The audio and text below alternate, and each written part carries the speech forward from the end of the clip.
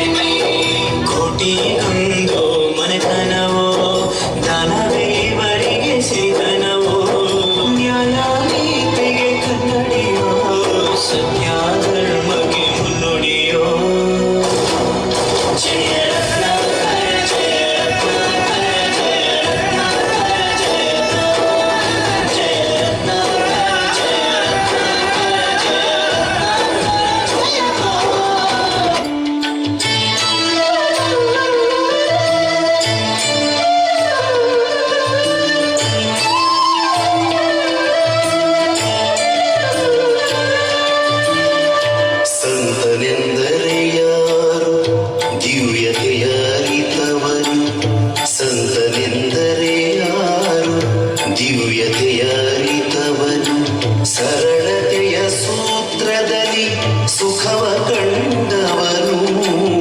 ಸಂತನೆಂದರೆ ಯಾರು? ದಿವ್ಯತೆಯ ಅರಿತವನು.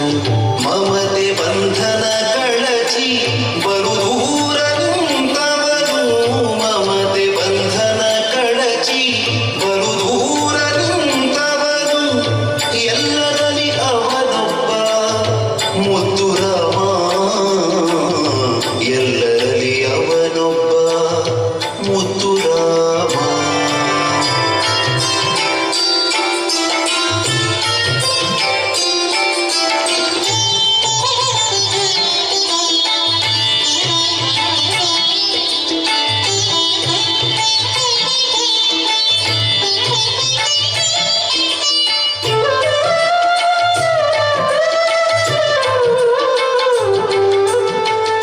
ಸಿದ್ಧನೆಂದರೆ ಯಾರು? ಮನವನೋಯಿಸದಾತ, ನೂರು ನೋವನ್ನು ಸಹಿಸಿ ನಗುತ್ತಲಿರುವಾತ. ಸಿದ್ಧನೆಂದರೆ ಯಾರು? ಮನವನೋಯಿಸದಾತ, ನೂರು ನೋವನ್ನು ಸಹಿಸಿ ನಗುತ್ತಲಿರುವಾತ.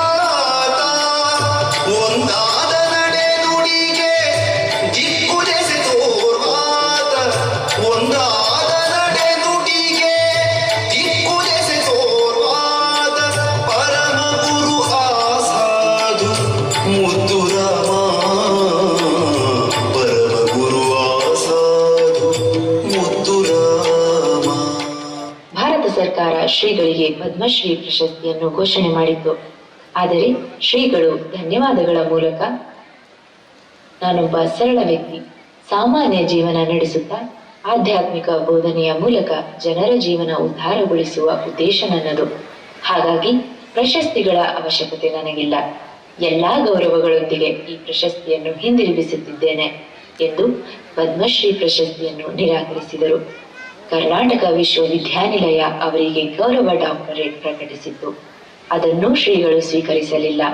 ಹೀಗೆ ತಮಗೆ ಸಂದ ಎಷ್ಟೋ ಪ್ರಶಸ್ತಿ ಮತ್ತು ಪುರಸ್ಕಾರಗಳನ್ನು ಅವರು ವಿನಮ್ರವಾಗಿಯೇ ನಿರಾಕರಿಸಿದರು.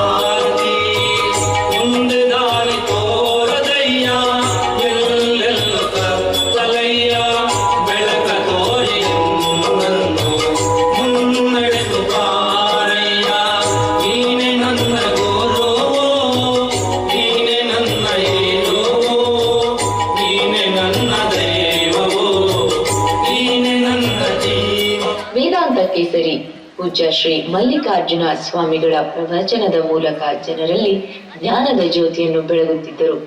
ಕರ್ನಾಟಕವಲ್ಲದೆ ಮಹಾರಾಷ್ಟ್ರದ ಪ್ರಮುಖ ನಗರಗಳಲ್ಲಿ ತಿಂಗಳುಗಟ್ಟಲೆ ಪ್ರವಚನ ನೀಡುತ್ತಿದ್ದರು. ಕ್ರಮೇಣ ಶ್ರೀಗಳು ಗ್ರಾಮೀಣ ಪ್ರದೇಶದ ಮಕ್ಕಳಿಗೆ ವಿದ್ಯೆಗಾಗಿ ಕಷ್ಟಪಡುತ್ತಿರು. ಹಾಗೆ ವಿದ್ಯೆ ಕಲಿಯಲು ಬಂದ ಸಾವಿರಾರು ಮಕ್ಕಳಲ್ಲಿ ಶ್ರೀ ಸಿದ್ದೇಶ್ವರರು ಒಬ್ಬರು. ವಿಜಯಪುರದ ಜ್ಞಾನಯೋಗಾಶ್ರಮದ ಅಧ್ಯಕ್ಷರಾಗಿ ಅಧಿಕಾರ ವಹಿಸಿಕೊಂಡ ನಂತರ ಶ್ರೀ ಸಿದ್ದೇಶ್ವರರು ತಮ್ಮ ಗುರುಗಳ ಮಾರ್ಗದರ್ಶನದಲ್ಲಿಯೇ ಆಶ್ರಮದ ಚಟುವಟಿಕೆಗಳನ್ನು ಮುಂದುವರಿಸಿಕೊಂಡು ಬರುತ್ತಿದ್ದರು. ಅದಕ್ಕೆ ಮೊಟ್ಟ ಮೊದಲು ನೀವು 1-2-3 ಕೆಲಸ ಏನು ಮಾಡೋದಂದ್ರೆ ಆರೋಗ್ಯ ಚಲೋ ಇಟ್ಕೊಳ್ಳೋದು. ಏನಾರ ಆಗ್ರಿ, ಅದು ಪ್ರಶ್ನೆ ಅಲ್ಲ. ನಾವು ಬಹಳ ದೊಡ್ಡ ವಕೀಲರಾಗ್ತೀವಿ, ನಮ್ಗ್ಯಾಕೆ ಆರೋಗ್ಯ ಅಂದ್ರೆ ಹೇಳಿ, ನಮ್ಗ್ಯಾಕೆ ಆರೋಗ್ಯ? ಹೇಳಕ್ ಬರಂಗಿಲ್ಲ, ಕುಂಡ್ರಕ್ ಬರಂಗಿಲ್ಲ. ಇವರು ವಕೀಲರು ಏನ್ ಮಾಡೋರು, ಎಲ್ಲಿ ಹೋಗಿ ಏನ್ ಮಾಡೋರು? ಮೊಟ್ಟ ಮೊದಲು ನೀವು ಪ್ರೊಫೆಸರ್ ಆಗಿರಿ, ಶಿಕ್ಷಕರಾಗಿ ಅಥವಾ ಟೀಚರ್ ಆಗಿರಿ ಅಥವಾ ಆಫೀಸರ್ ಆಗಿರಿ, ಏನಾದರೂ ಆಗಿ ಮೊದಲು ಏನ್ ಬೇಕು ಅಂದ್ರೆ ಒಳ್ಳೆ ಶರೀರ. ಒಳ್ಳೆ ಶರೀರ ಯಾವುದು? ಒಳ್ಳೆ ಶರೀರ ಕಾರ್ಯಕ್ಷಮ. ಯಾವುದು ಕೆಲಸ ಚೆನ್ನಾಗಿ ಮಾಡ್ತದಲ್ಲ ಆ ಶರೀರಕ್ಕೆ ಒಳ್ಳೆ ಶರೀರ ಅಂತ ಕರೀತಾರೆ. ಕಾಲ ನಡಿಬೇಕು, 100 ಕಿಲೋಮೀಟರ್ ನಡಿತೀನಿ ಅಂತನ್ನುವ ಉತ್ಸಾಹ ಕಾಲೊಳಗಿರಬೇಕು. ಕೈಯೊಳಗೆ ಕೆಲಸ ಮಾಡ್ತಾ ಇದ್ರೆ 8 ತಾಸು ಮಸ್ತ್ ಕೆಲಸ ಮಾಡ್ತೀನಿ ಅಂತ ಅಂತಿರಬೇಕು. ಹಸುವಾಗಬೇಕು. ಏನಾದರೂ ಸಹಿತ ಗುಳಿಗೆ ತಗೊಂಡು ಹಸು ಮಾಡಿಕೊಂಡು ಹಿಂಗಾದ್ರೆ ಆರೋಗ್ಯ ಅಂತಾರೆ. ಅದ ಸಾಯಿಬ್ರು ಹೇಳಿದ್ರಲ್ಲ, ರಾತ್ರಿ ತುಂಬಾ ಓದ್ಯಾನ, ಬೆಳಿಗ್ಗೆ ಮರೆತು ಬಿಟ್ಟಾನ, ಅಷ್ಟೇ, ಎಲ್ಲ ಹೋಯ್ತದೆ. ಮಾಸ್ತರ್ ಹೇಳಕತ್ತೇನ, ಇವ ನಿದ್ದೆ ಮಾಡಕತ್ತೆ ಅಂತ ತಗೊಂಡು ಏನ್ ಮಾಡೋದು? ಅದ ಶರೀರ ಚೆನ್ನಾಗಿರ್ಬೇಕು, ಉಣಬೇಕು, ತಿನ್ಬೇಕು. ಏನಾರೇ ತಿನ್ನೋದಲ್ಲ, ಮತ್ತೆ ತಿನ್ಬೇಕು ಅಂದ ಕೂಡಲೇ ತಲೆ ತಿನ್ನೋದು, ಕಾಲು ತಿನ್ನೋದು ಇಲ್ಲೇನು, ಇವೆಲ್ಲ ಅಲ್ಲ. ಏನ್ ತಿನ್ನೋದು? ಮಸ್ತಾಗಿ ಹಣ್ಣ ಹಂಪ್ಲ ಯಾವ ನೋಡಿದ್ರೆ ಮನಸ್ಸಿಗೆ ಹಿತ ಅನಿಸ್ತದೆ ಅಂಥ ಪದಾರ್ಥಗಳನ್ನ ನಿಸರ್ಗ ಮಾಡದೆ ಅದನ್ನು ತಿನ್ನಬೇಕು ಮನುಷ್ಯ. ಏನು ರಕ್ತ ಕುಡಿಯೋದೇನು ಮನುಷ್ಯ ಬಂದ ಬಳಿಕ ಈ ಜಗತ್ತಿನಲ್ಲಿ ಹೇಳಿ? ವಿಚಾರ ಮಾಡಬೇಕು ಮನುಷ್ಯ. ಬುದ್ಧಿವಂತ ಮನುಷ್ಯ, ಉಳಿದ ಪ್ರಾಣಿಗಳ ಬಿಡಿ, ಮನುಷ್ಯ ಬುದ್ಧಿವಂತ. ಏನು ತಿನ್ನಬೇಕು, ಏನು ತಿನ್ನಬಾರದು, ಏನು ಕುಡಿಬೇಕು, ಏನು ಕುಡಿಬಾರದು, ಇಷ್ಟು ಗೊತ್ತಾಗಬಾರದೆ. ನಾಳೆ ಕಾಲೇಜ್ಗೆ ಹೋದ ಕೂಡಲೇ ಕಲಿಸ್ತಾರಲ್ಲ, ಏನು ಕಲಿಸ್ತಾರೆ? ಏನು ಕಲಿಸ್ತಾರೆ? ಏನು ಕಲಿಸ್ತಾರೆ? ಯಾವುದು ಕಲಿಬಾರ್ದು ಅದನ್ನೇ ಕಲಿಸ್ತಾರಲ್ಲ.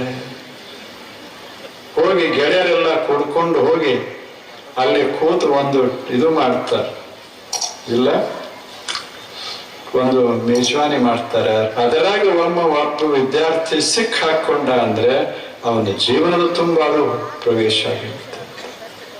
ಅದಕ್ಕೆ ಇದೇ ವಯಸ್ಸ ನಾವು ಬಹಳ ಜಾಗೃತವಾಗಿರಬೇಕು.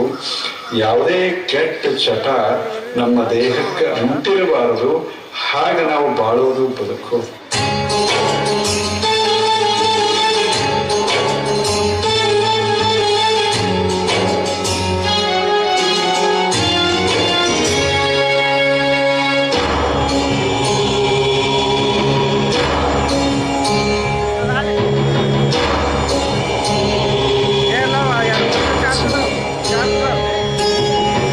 ಕಿಸೆಯಿಲ್ಲದ ಅಂಗಿ ಧರಿಸಿ ಉಸಿ ನುಡಿಯದೆ ಮುತ್ತ ಸುರಿಸಿ ಧರೆ ಬೆಳಗಿದ ದೈವ ಸಂತನು ಸಿದ್ದೇಶ್ವರ. ಧರೆ ಬೆಳಗಿದ ದೈವ ಸಂತನು. ಕಿಸೆಯಿಲ್ಲದ ಅಂಗಿ ಧರಿಸಿ ಹುಸಿ ನುಡಿಯದೆ ಮುತ್ತ ಸುರಿಸಿ ಧರೆ ಬೆಳಗಿದ ದೈವ ಸಂತನು ಸಿದ್ದೇಶ್ವರ. ಧರೆ ಬೆಳಗಿದ ದೈವ ಸಂತನು.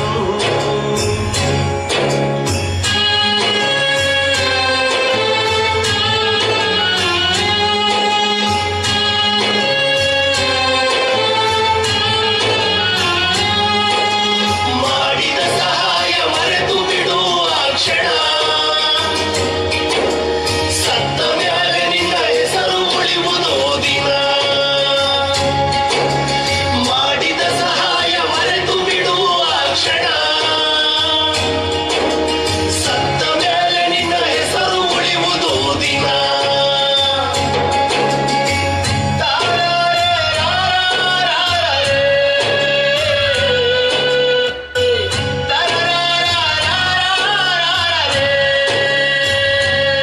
ನಿನಗೆ ನೀನು ಬದುಕಿದರೆ ಏನು ಲಾಭವು? ನೊಂದ ಜನರ ನಗಿಸಿದರೆ ಬಾಳೆ ಧನ್ಯವು. ಹುಟ್ಟುವಾಗ ಬೆತ್ತಲೆ ಸತ್ತ ಮೇಲೆ ಕತ್ತಲೆ ಅರಿದು ಬಾಳು ಮನುಜ ಜನ್ಮ ಸಾರ್ಥಕ.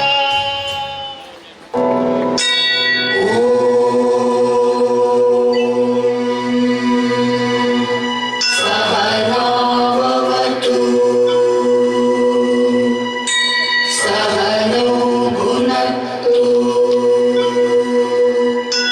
सह वीर्यं करवावहै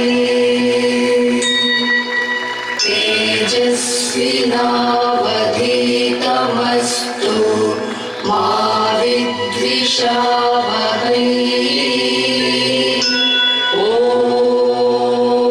ॐ शान्तिः शान्तिः शान्तिः.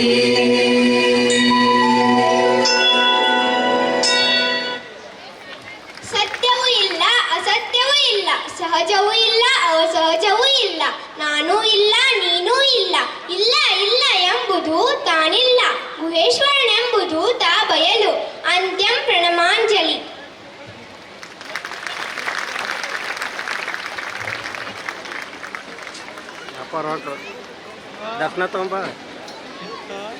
ದರ್ಶನ ತಗೊಂಬ ಅಪ್ಪರ್ಗೆ